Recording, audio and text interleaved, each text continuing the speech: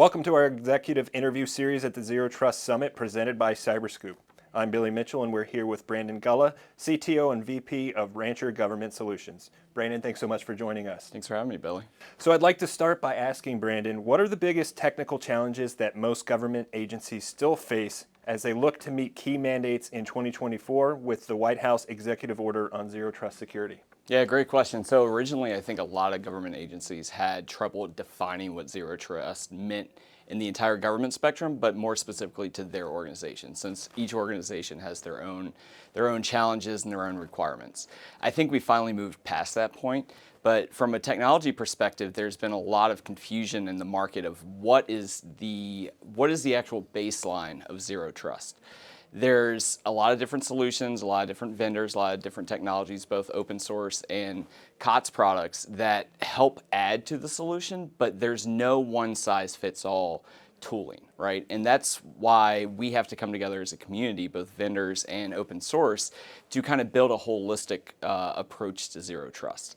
One size does not fit all. And it's much like, if I was to stop drinking soda today, that does not make me healthy, right? It's a balance of different life decisions and in technology, architectural decisions that get you to what we call zero trust. I think that there's been a lack of defined baseline to be that inflection point that establishes credibility in that accreditation of zero trust.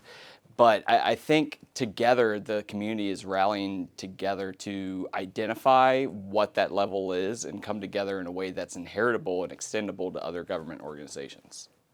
And Brandon, in a similar vein, what are some of the biggest operational challenges that government agencies still face in establishing a zero trust environment?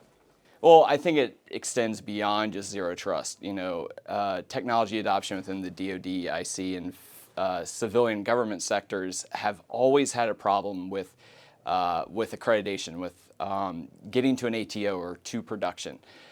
So often these organizations have to go at it alone and don't have inheritable security controls. So they are forging the path independently each and every time. We're starting to see more advancements in zero trust and being extendable and repeatable, not just within a government organization, but externally as well. And that starts with communication and marketing, for lack of a better term, to be able to not just establish zero trust within your organization, but be forward-leaning and tell other organizations what worked, what didn't work, and what is your roadmap, what is your path to continuing on that zero trust mantra. I challenge all government organizations to be more vocal in the decisions they've made so other organizations can learn from that and work in a more collaborative setting. Brandon, great insights. Really appreciate your time today. Thank you, Billy.